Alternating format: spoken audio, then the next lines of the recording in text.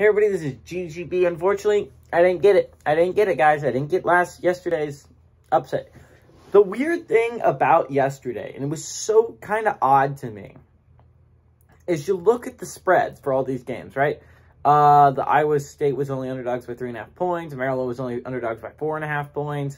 Alabama only 7.5. Texas only 5.5. St. John's were actually favored by 2.5. Like, it was odd that all these teams that were very close, they all lost.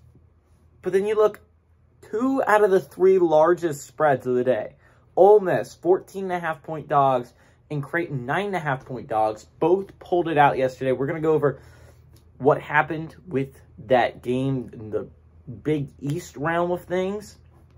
Again, I went over what would have happened yesterday, but we're going to go over what actually did happen. UConn did end up losing that game to Creighton. Creighton didn't blow their huge lead at halftime this time. They tried, but they did not blow it. Creighton, with the win, is now tied for 5th place in the Big East with Xavier. So huge win by Creighton to pull it out and get the dub. UConn also ended up losing, so if you're looking at it in your Marquette, big chance, dude, to catch up to to UConn here. So, anyways, that's what happened in the Big East, and then obviously we had the huge upset, biggest upset of the day, easily one of the biggest upsets of the year. I mean, you imagine they were 14.5 point underdogs in that game, and they just came out and Ole Miss smoked LSU. It wasn't all that close, but anyways, so many games happening yesterday in the SEC. It was hard to keep track for a lot of people, but Tennessee ended up winning that game they had against Texas A&M. Tennessee is now in 3rd place all by themselves. Arkansas got a win over... Oh, shoot, who did Arkansas beat again? Did Arkansas beat anyone? No, Arkansas hasn't played since Saturday. So anyways, what I was saying is Mississippi State won. They won against South Carolina. So now they're tied for 4th place with Arkansas. LSU ended up losing yesterday, which sends them to 4-5 to join them. Texas A&M, Alabama, and South Carolina all also lost. So interesting thing there. For Ole Miss, got past Missouri. Yay, Ole Miss. You did it, guys. And you're going to be watching other games rather intently. But let's go over the games we have today. We have 6. So let's go over them real quick. We had 6 o'clock. We had number 4, Purdue, which is at 18-3. Traveling to Minnesota, which is at 11-7.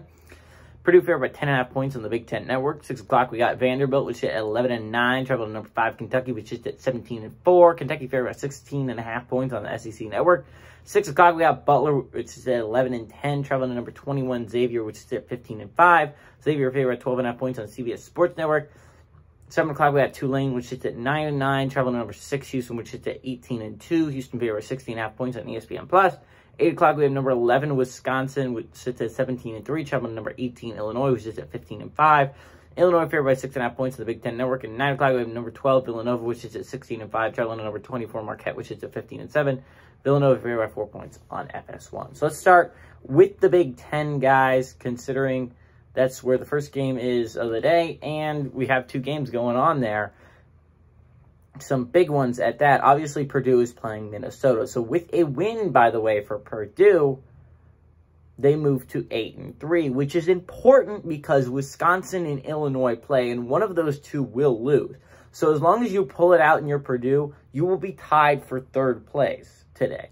Now, with a Purdue loss, you fall to 7-4, which isn't good because Ohio State sits at 6-3, and Indiana's already at 7-4. So if you're Purdue, you fall behind Ohio State. So good news if you're an Ohio State fan.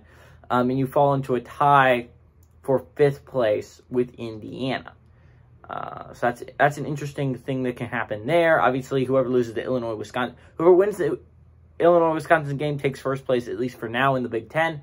And whoever loses it will, if Purdue loses, then they will have 3rd place all to themselves. If Purdue wins, then you will be in a tie for 3rd place with Purdue. So whether the Badgers or Fighting Illini lose, they're both going to be watching the Purdue-Minnesota game with a lot of interest in the game. So Minnesota, on the other hand, if they win this game, they move to 3-7 and would pass both Northwestern and Maryland and would move into the 11th spot in the Big Ten. Penn State and Iowa, if you're both a Penn State and Iowa fan, still about a game ahead, but obviously. So basically, to break it down for anyone who's not a Wisconsin, Illinois, Purdue, or Minnesota fan, if you are Wisconsin, Illinois, or Michigan State, would love a Minnesota upset, especially Ohio State and Indiana. Anyone up there that's not named Purdue would love Minnesota upset. Now, anyone down low, basically Iowa, Penn State, Maryland, and Northwestern would all love, especially Maryland and Northwestern, who both sit at 3-8, would love to Minnesota not win this basketball game against Purdue. So if you're Iowa, Penn State, Maryland, or Northwestern fan, you're going to be a pretty solid Purdue fan today. Anyways, that's what's going on in the Big Ten. Moving on to the SEC real quick. SEC has, by my count, one game going on today. And that's the one ranked game. 6 o'clock, we got Vanderbilt, which taking on number 5 Kentucky. So Kentucky sits at 6-2 in conference. So with a win, they stay in second place in the conference with a 7-2 record. With a loss, you fall to 6-3 and into a tie for second place with Tennessee. So if you're a Tennessee fan, love a Kentucky loss. Not to mention, if you're an Auburn fan, you would have a 3-game lead on everyone else, which is basically locking up the SEC for you. Arkansas would probably also like it because Arkansas plays tomorrow, and a win tomorrow could launch them into a tie for second place. So big games coming up down the stretch for all these teams. And then looking at it, for Vanderbilt, if you win this game, you move into the 4-5 tie, which is as insane as it is, considering that Vanderbilt sits in a tie for 10th place in the conference. With a win today, they move to 4-5 and are tied for 6th place in the conference. 6th place in the conference. 7, 8, 9, 10. Yeah, they're in a tie for 10th place with Florida. But you would hop Florida, move past Florida, enter a tie with South Carolina, Alabama, Texas A&M, and LSU. So Vanderbilt, huge game, huge implications for the Commodores moving forward. And this could launch them back into contention for at least a higher seed in the SEC. So big game for Vanderbilt on a 1-game winning streak. So big needed win for the Commodores. And then also on the other side, the flip side, if Vanderbilt loses this game, they move to 3-6. They drop out of the tie for 10th and enter a tie for 11th with Ole Miss. Ole Miss would have the tiebreaker, at least for the present moment. I know tiebreakers don't matter that much right now, considering we still have a whole nother month of college basketball to go. But Vanderbilt obviously would not like to lose that game and enter a tie with Ole Miss. This is a huge, huge opportunity for Vandy. And then we got the Big East. We'll talk about the Big East, and then we'll end on the American Conference. So in the Big East, we have 2 big games going on. Obviously, we'll talk about Butler-Xavier first. Xavier with a win moves to 6-4. That would be a 60% win percentage. If Marquette was to lose that game they have against Villanova, they would enter a 58% win percentage. So with a Xavier win and a Marquette loss, then Xavier can move into 4th place in the Big East, which is huge, considering that the only teams ahead of them then would be Villanova, UConn, and Providence. So big game up here for Xavier. On the other hand, with a Xavier loss, you fall to 5-5 and would drop below Creighton, not quite the Seton Hall level.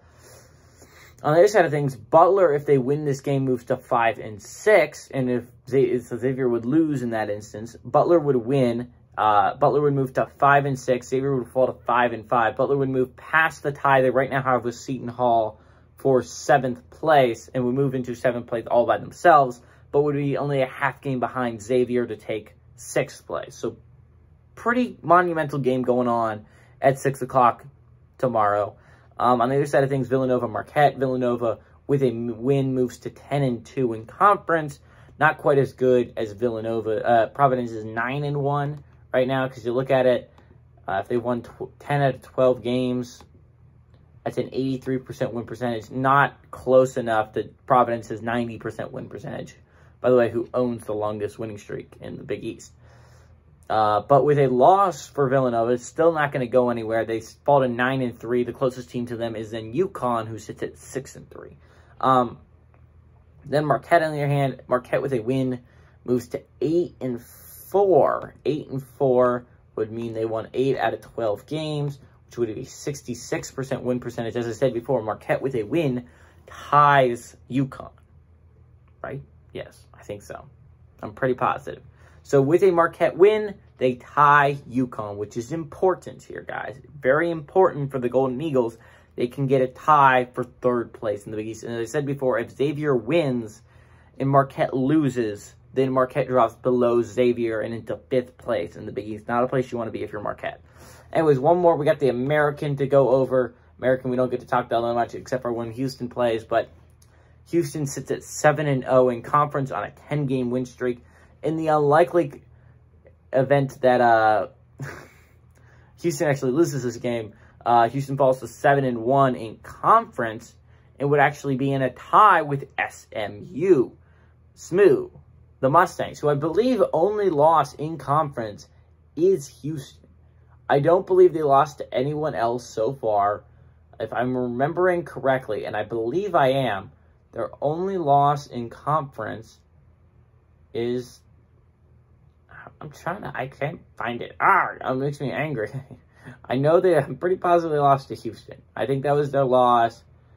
Yeah, they've beaten Temple. They've beaten USF. They beat Memphis. They beat Tulane. They beat USF. Cincy. I'm wrong, guys. That's on me. Cincy's the only team to have beaten Houston. SMU has yet to play Houston, so big game. It's going to be happening at some point. But if Houston is to lose this game, they enter a tie for 1st place with SMU. So SMU fan, pretty big fan of Tulane tonight, even though it's likely not going to happen. Tulane, on the other hand, despite being only 9-9 overall, has a 6-3 in conference record. Has been doing pretty well in conference. With a loss, moves to 6-4, which would be a 60% win percentage. 5 out of 3. So even with a loss, Tulane is not going anywhere, especially also with a win. They move to 7-3 base case scenario. Still going to be about 2 games behind Houston and SMU. 2 games behind in the loss column for Tulane. And with a win, they fall to 6-4. They're going to be barely ahead. And I mean, no, they wouldn't be barely ahead. They would be barely behind. They would actually fall. I'm sorry, I did the math incorrectly. If Tulane is to lose this game, Cincinnati moves into 3rd place in the American Conference. So that's what's going to happen in the American. So what does GGGB think? I think right off the bat you can eliminate some of these upsets. I would say I doubt Ole Miss was going to beat LSU and Creighton was going to beat UConn yesterday. So take my opinion with a grain of salt. Some crazy things happen in college basketball, but I think you can basically overrule the double-digit underdogs. Now, I think it's possible. Maybe the Minnesota pulls off an upset against Purdue. I doubt it. They have it at home, though. 10.5-point dogs. Definitely don't think Vanderbilt's going to do it, and I definitely don't think Tulane's going to do it. Butler has been sneakily good as of late. They're on a 2-game win streak, which doesn't seem like a lot, but it's the 3rd best winning streak in the Big East, only behind Providence and Villanova. So Butler has been about as hot as anyone else in the conference, outside of Marquette. Marquette is obviously an exception considering they were on Marquette and UConn, actually. I'm sorry. Marquette and UConn were really hot before they lost in both these weeks. Marquette's been playing really well, really good basketball, and so is UConn. So, I consider exceptions. They're both on 1-game losing streaks, but before that, they had 6-7 straight wins in a row. But Butler's about as hot as any other team in the Big East, or a bit hotter than a lot of teams. And Xavier hasn't been exactly blowing out their opponents as of late.